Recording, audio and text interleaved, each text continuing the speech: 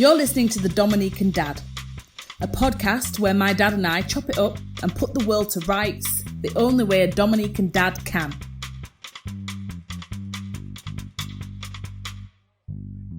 Hello, Sakafet, and welcome to the first episode of the Dominican Dad Podcast. I'm your host, Tanya Vital. I'm here with my dad, and for our first episode, we will be speaking about the recent BBC documentary by David Olusoga, The Unwanted, The Secret Windrush Files.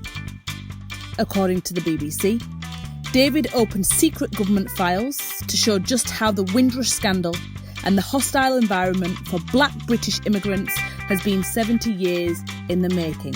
Check it out.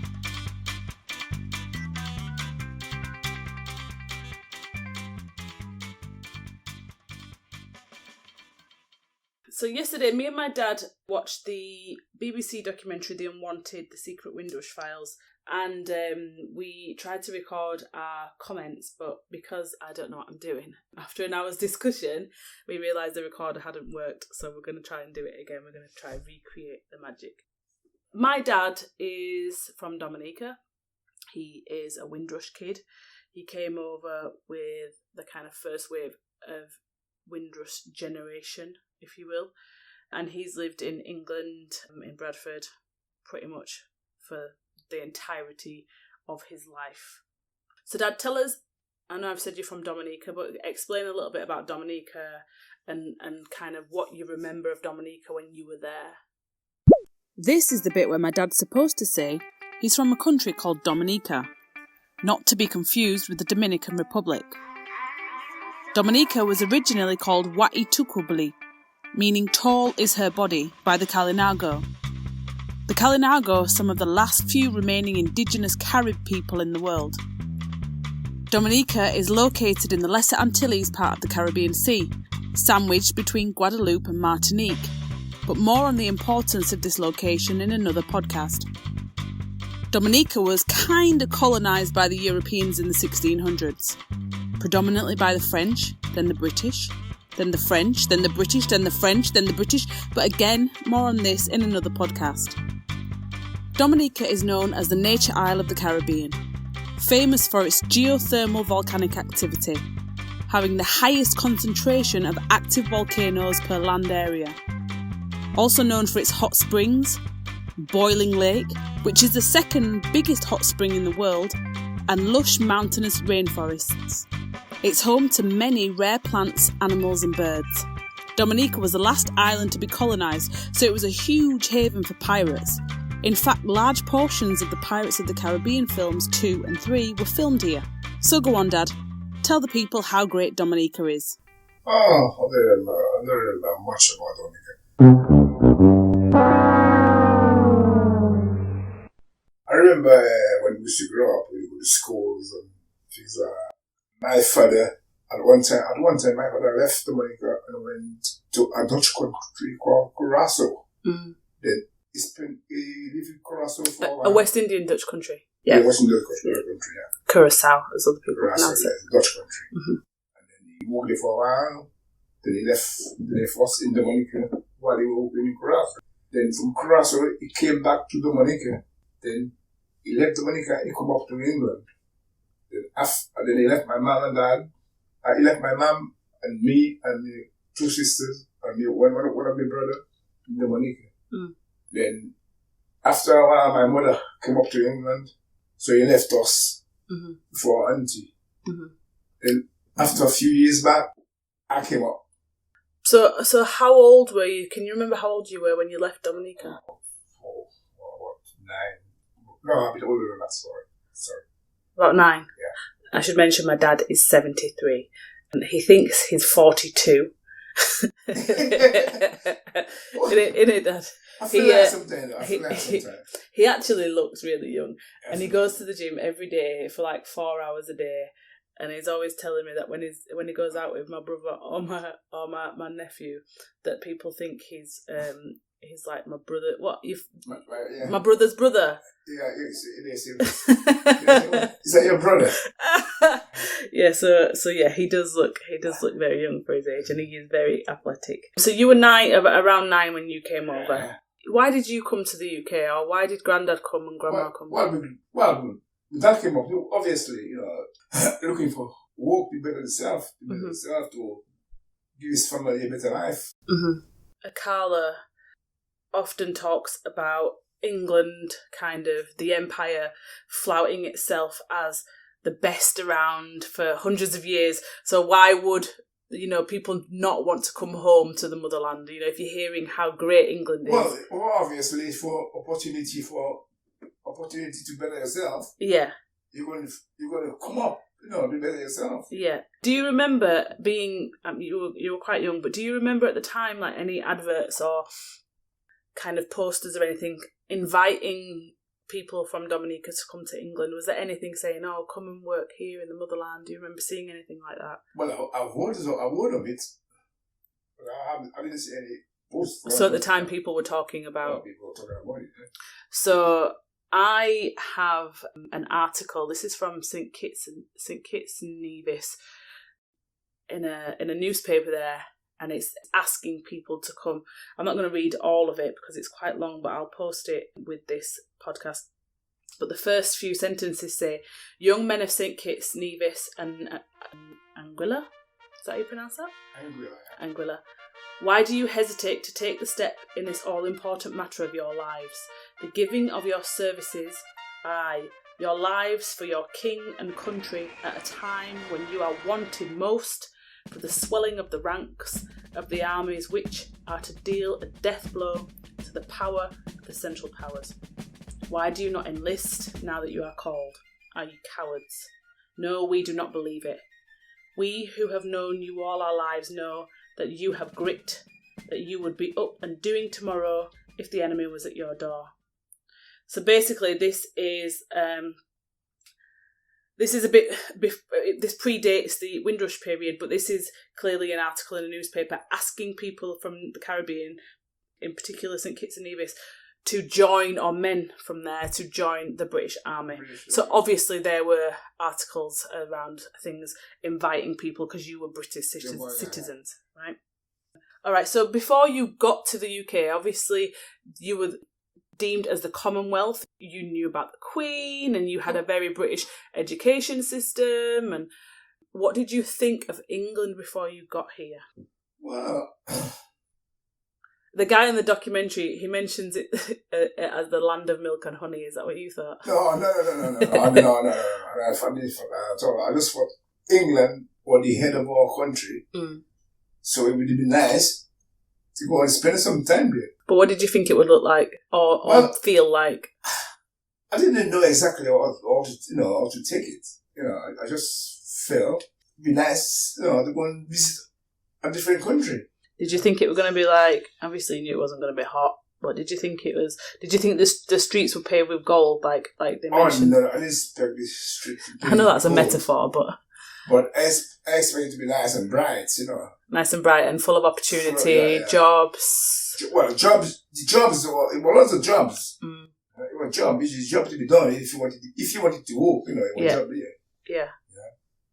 But the weather wasn't very nice, was that? Only thing I could see is just black chimneys and smoke, from chimneys and very cold and very grey, We'll get back to that, but yeah, put a pin in that. So how did you travel here? On the documentary it said that some travelled by boat and some travelled by plane. How did you my time I travelled by boat. And how long did it take? That will take between 8-9 days. Oh God. And it wasn't just travelling by the boat. Okay. By travelling, the boat didn't come direct to England. Yeah. So where did you go? The boat I came up on stopped in a place in Italy called Genoa. Genoa, yeah. And from Genoa, you caught a train. From there to where? To Waterloo. A train from Genoa to Waterloo? Yeah. Bruh. Then from Waterloo. I don't think that's right, but it's 73. You could a train from Genoa. Genoa is a part in Italy. I know, but we didn't have an underground. We didn't have a channel tunnel then, so I'm not sure how the train went. Yeah, but we didn't come direct to England. Right. From the train. So you went to Genoa and then from Genoa to... Then we catch a boat. Right. From a boat, we catch another train to come to 2,000 years later. Somewhere in London. So from Genoa you ended up in England. From Genoa we ended up in England. And then you went to Waterloo in London. From Genoa we ended up in London. He's pondering. Nah. I'm trying to get it doesn't matter. We don't need the full map. Well, but you didn't come direct to England. You got to Italy, and then from Italy you came to the UK. It's a place in a place in Italy called Genoa. Yeah, we've established Genoa, and then you got. Then from there we travelled on the train to Waterloo. Yeah, and then you settled in London for a bit, or. Yes, we went to Victoria Station. Okay. So we ended up. You had to get that right. It's such a Virgo. Virgo. So it took nearly 2 weeks to travel from the Caribbean to here. Yes. Do you remember have you got any memories of that travel? Like, did you make any friends on the way? Yes, I made lots of friends. Was it a miserable time, or did you have fun? I met lots of friends on the boat where I was coming. But obviously. What, kids your age? Yeah, obviously. I don't see them anymore, Yeah. We never keep contact. Well, obviously, when you got to the UK, you obviously went your own ways, right? Yes, I went my own way, and they went their own ways. So it wasn't a turbulent time. It was.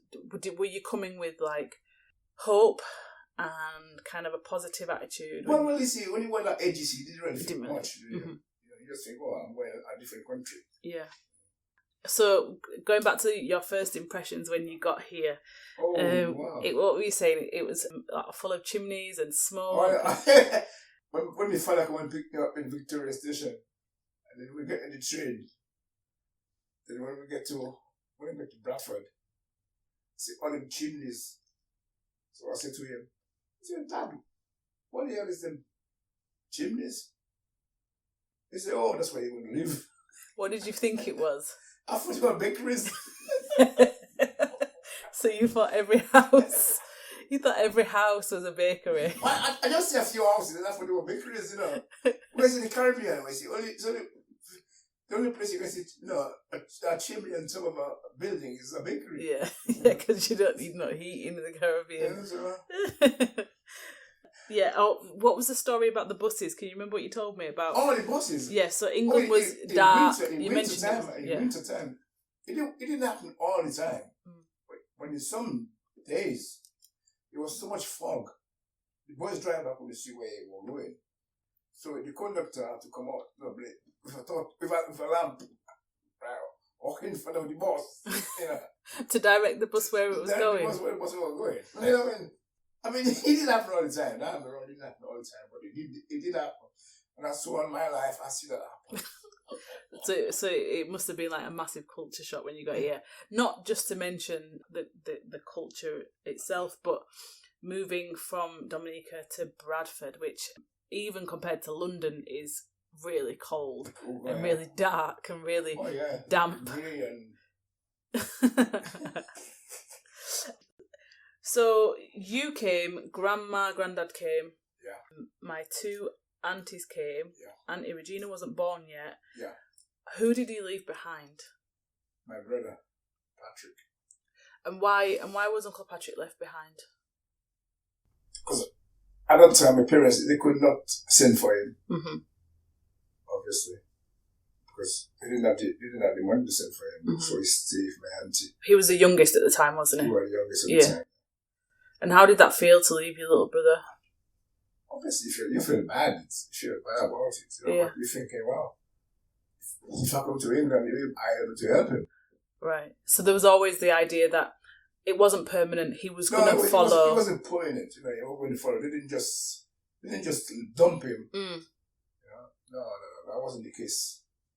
The case he was to send for him eventually. Yeah.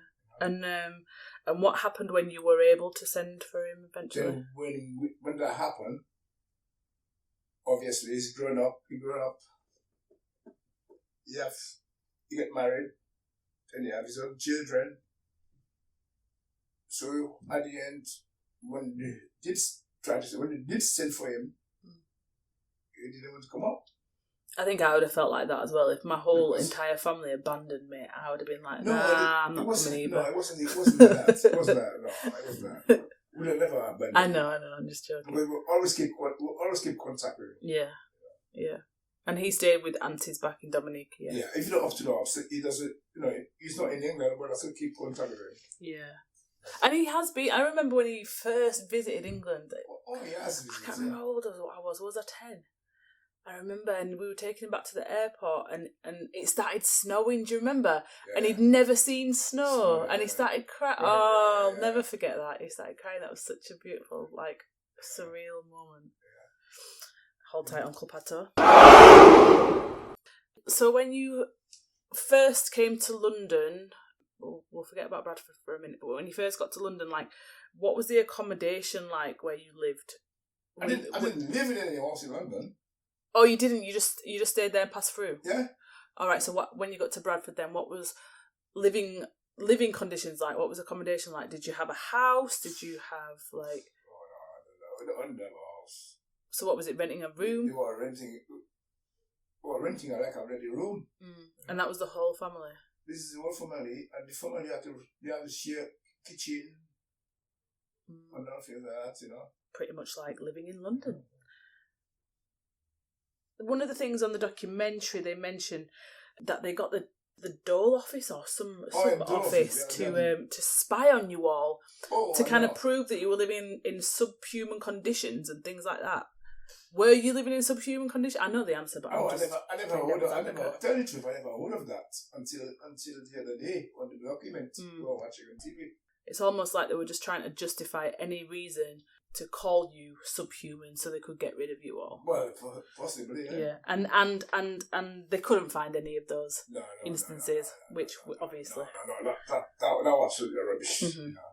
I think they were just trying to bring you down, Yeah, of course. And as you mentioned yesterday, when we tried to record and didn't, you said that obviously you were only privy to the kind of menial jobs, so your rate of pay was equivalent to what you could afford to live in. So you weren't living in subhuman conditions, but you weren't able to afford a 4-bedroom detached house. No. I mean, if you know, housing was very expensive at the time. When you first got here, you couldn't afford it. But if you're talking about £800, oh dear! If you're talking about £800 or £8,000, you didn't have it. You didn't have any money. Not even the white people that were there had that money, but also. Yeah. When Granddad and Grandma got here first, what jobs did they do? My dad worked in the engineering. Engineering.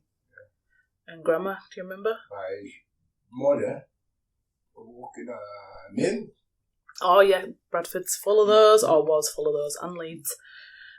Why did you not stay in London? Was it London just a passing through place? Grandad had already got his job in Bradford. Yeah, Dad already living in Bradford. Yes. And how did he get that? Was it like word of mouth or? Well, I don't know exactly. Probably from friends. Bradford does have did have a big Dominican community. I think it still does, to a certain extent. I'm not quite sure if it's a big... Well, it's relatively. I think Leeds has St Kitts. Yes. Jamaica. We've got Dominica, Jamaica. A couple of Bayesian people. It's... Yeah. They mentioned on the documentary as well, when they were talking about subhuman conditions, that they thought you were all scroungers. Is that... It's a rhetorical question, but I have to ask. Were you scroungers? Were you coming here to live off the state? Look, most people from the Caribbean, they didn't even know about, they can get money from the state. This is a joke, is that? And this is all the rubbish. Yeah, they mentioned that you might have been scroungers, you were idle, you were poor workmen and criminals. This is rubbish.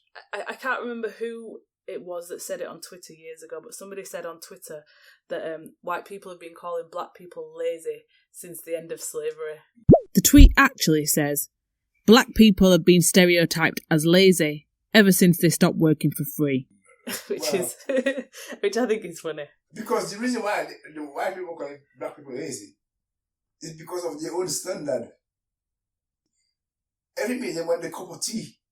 Every minute they want a cup of tea. Every minute they want to get a cup of tea. What, a tea break? A tea break, obviously, yes. Yeah. Because not 1 minute they doesn't want a cup of tea. Yeah. Oh, should we have a cup of tea? That's me, at work, at rehearsals. Oh, is it tea time yet? I mean, even up to now, it's the same thing. They don't change. He says that he's retired, so he doesn't actually know. No, because I'm retired. It's true. It's true. He thinks he knows everything. So in the 1962 Act, there was a system created with categories and vouchers from A, B, C. So A and B categories were the best jobs, and the government was said to give those to white people, and the C category were the worst jobs, and the government in the documents say that these are specifically for non-white people. I think that this kind of category system, even though it might not be in legislation as it was, or in secret files as it was, I think that unconsciously we still have the same biases in our employment system today, where it's tricky for non-white people to attain good positions regardless of their ability. And I think that bit was really shocking to me, the category system. Were you aware of that system back in 1962? Well, of course. You were aware that you were only allowed to do the crap jobs? Well, yes, of course, because that's what they were giving you. Mm. And what did you, I mean, my dad worked all his life as a chemical engineer. No, I didn't. No. Oh. I didn't work all my life chemical engineer. Well, what did you do? I did work as an engineer. Yeah. I work on labor on the building side. Did you? Yeah. You can build. I can't See, I'm build. learning myself. But I can't build. I was just somebody labor. Or carrying the bricks. Making the cups of tea. I was not doing that kind of job, really. My job was to go, after they finished the house, I used to go around where the socket going, the electric socket, and sand them down nicely. Oh, the plastering? Yeah, before they put the plugs and the switches on. Ah. What were you saying about that? What were you telling me about that job that you did? Oh, the foundry. The foundry job. Tell me about that. Yeah. I work in a machine they call the sandblaster. The sandblaster is the machine that clean the metal. Yeah. So clean the metal after I go from the foundry. After I go from casting. So to make it shiny. To make it shiny, they send the parts of the machine in the sandblaster. Sandblaster make them shiny. So they trained me to do that job for a couple of weeks. The old man that was doing that job, he said to me, that it was a white man actually. He said to me, that job will be yours when I retire, because we were ready to retire. Oh, so he was passing down his position to you. To me. And because you were a good worker, he said, you'll be next. He said that job you'll be getting that job because yeah. So weeks and weeks pass. The foreman come to me. He said, I want you to leave that job. The job you were doing. The job I was doing. The sandblasting job. And he went up, he was a white boy. And you take him from the job he was doing and bring him to do the job I was doing. And he told me, go outside and shovel that building wall.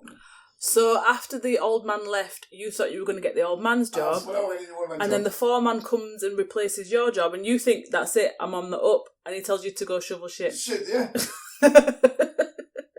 So I tell him to... Hey, fuck you, man! They can't see you, Dad. You need to say what you think. I swear to him. Yeah. I tell him, no, I'm not doing it. Then he said, see if you're doing it. I said, well, I don't care what you do. I am not doing it.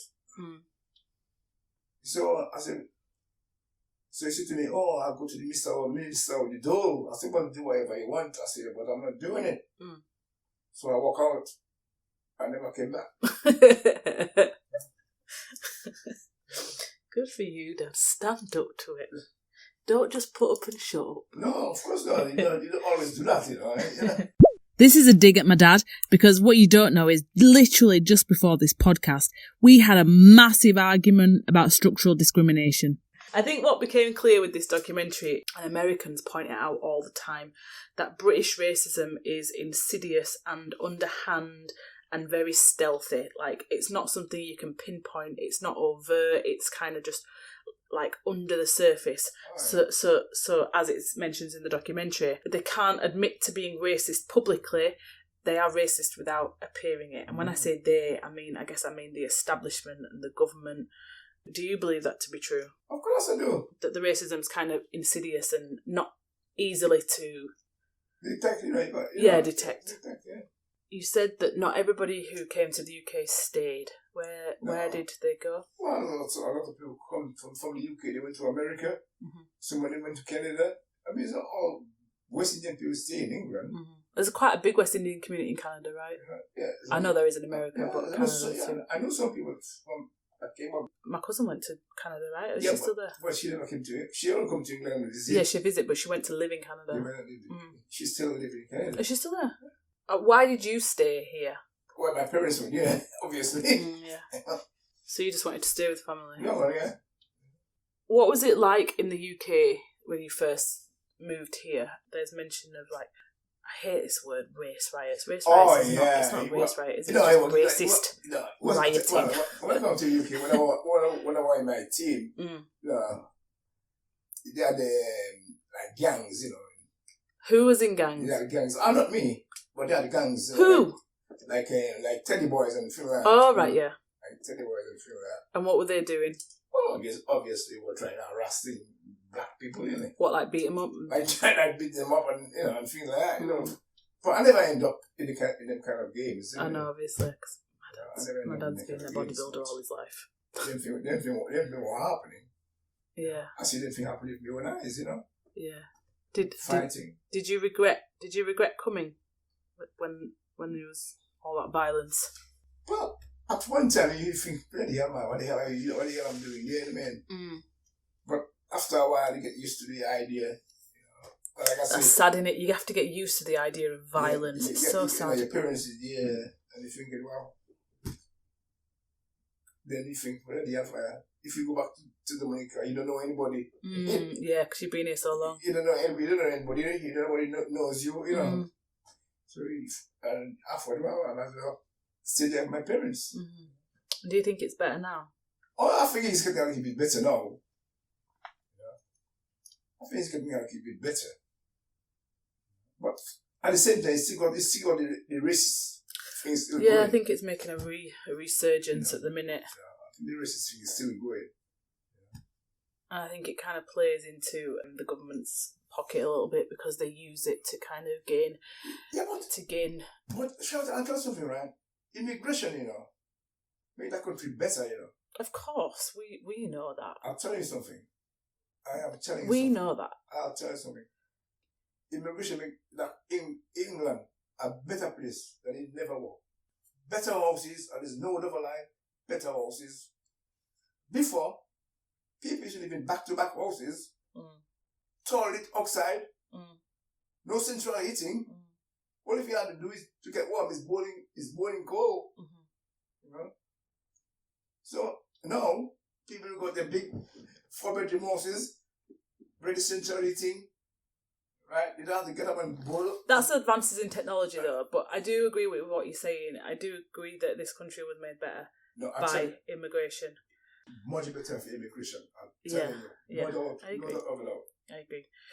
In the documentary, it said the government had written in their files that they, on the outset, preferred ex-SAS, not SAS, that's wrong. I'm sorry, what? Ex-SS fighters who were fighting for the Nazi side in the Second World War, fighting for the Nazi government.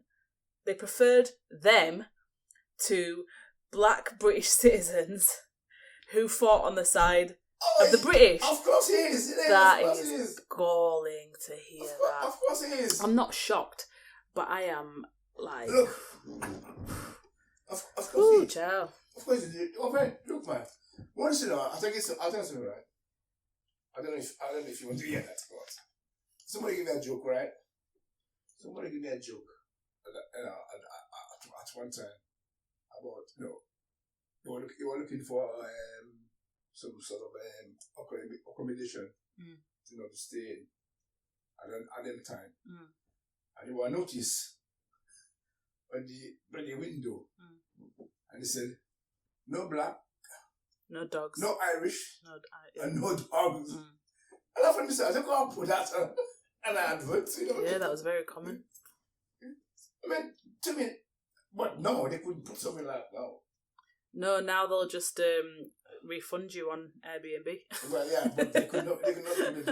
But them days, they couldn't get away with them things. Yeah.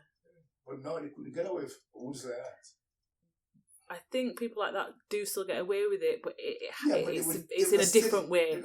It's in a different way. Yeah. So how were you finally kind of given citizen? I mean, you were already a citizen. What do I mean? Yes. Naturalised. How? What I guess what I'm asking is why have the Home Office not been knocking on your door and they've been knocking on the door of these poor people on the documentary? What happens with them people? Yeah. It didn't happen to me exactly. Mm-hmm. But what happened when I found out when Dominica were going independently? Yeah. Right. Then I thought to myself, we're gonna have some problem eventually. Mm-hmm. So you knew. You were forewarned. For some reason, I thought to myself, we're gonna have some problem eventually. Yeah. Because if Dominica went independently, yeah. That means they say I am not British anymore. Yes. So I write to the Home Office, send me some forms. Mm-hmm. I fill the forms in.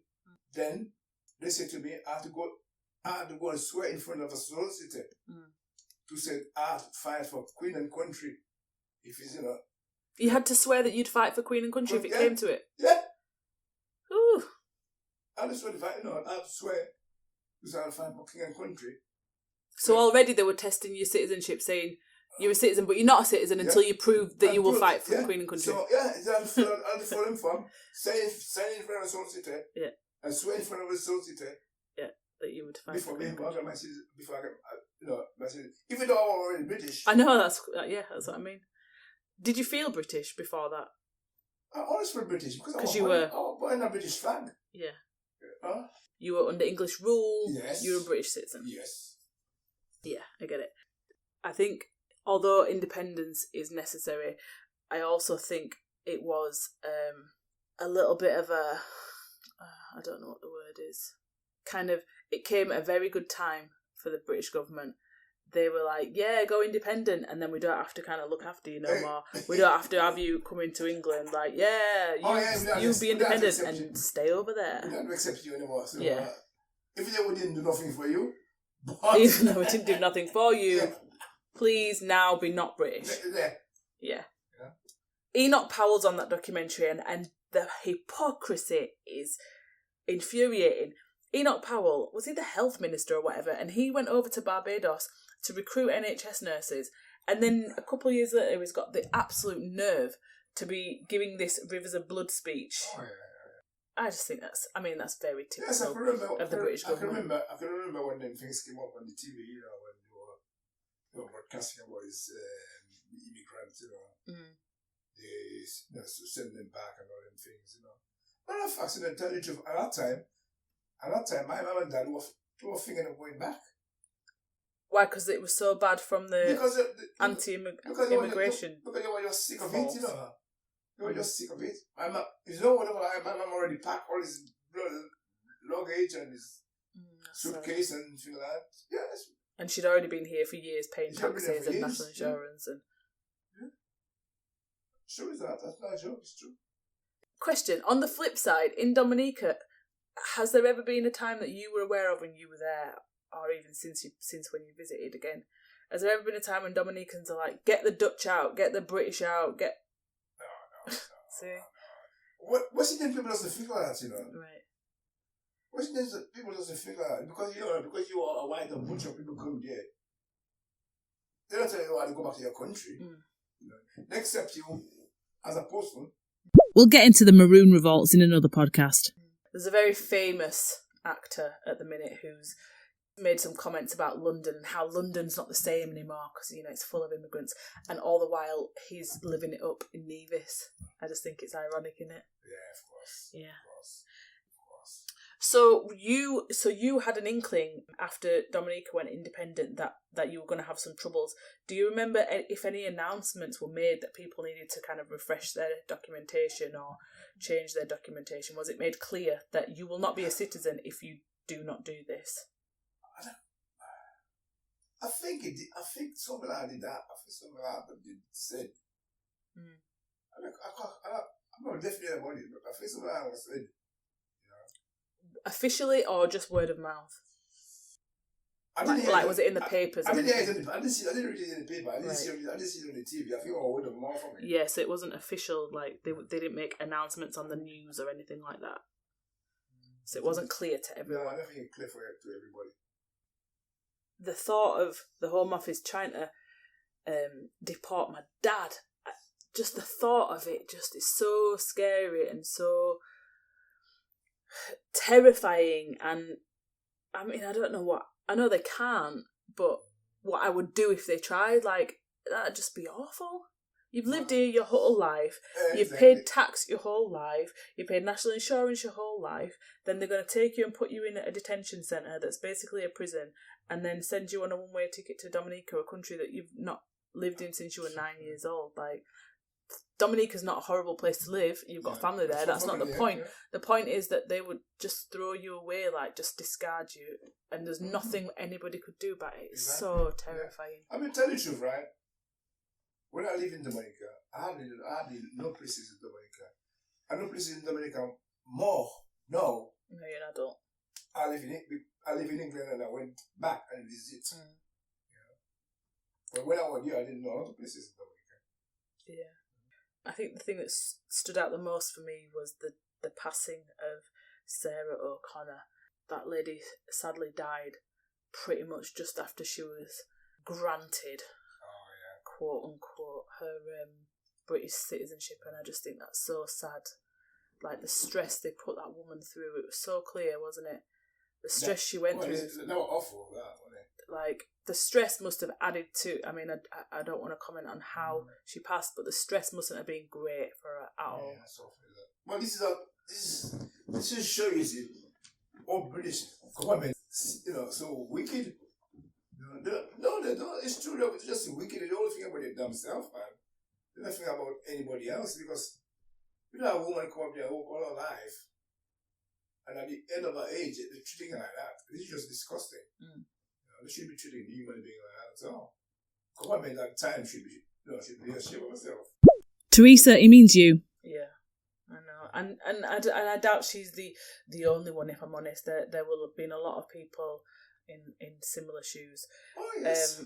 There's one lady on the documentary, and this is, I can't remember her name, but she says, if you care for things and look after them, they give the best of themselves back to you, and I think that is so true. Instead of treating West Indian immigrants as an incursion, I think it's about time that this government started realising just how much the West Indian descendants have done for this country.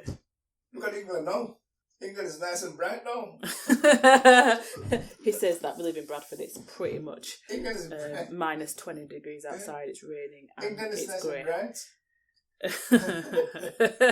He's put a little bit more flavour into the country. When I came to England, it was great. Yeah.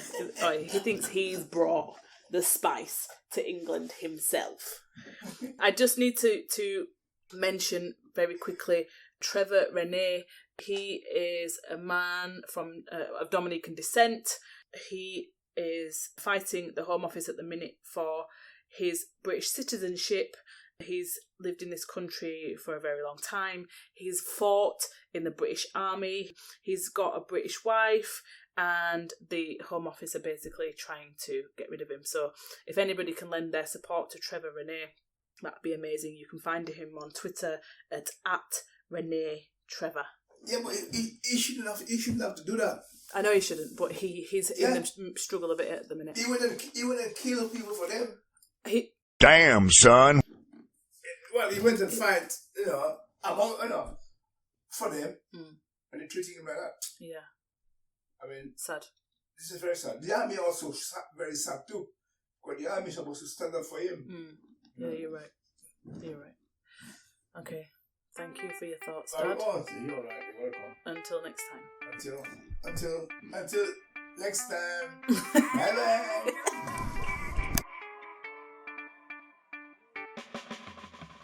You've been listening to the Dominican Dad. We will be back with a new episode soon. In the meantime, you can follow us on Twitter at Dominican_Dad or on Instagram @TheDominicanDad. See you next time.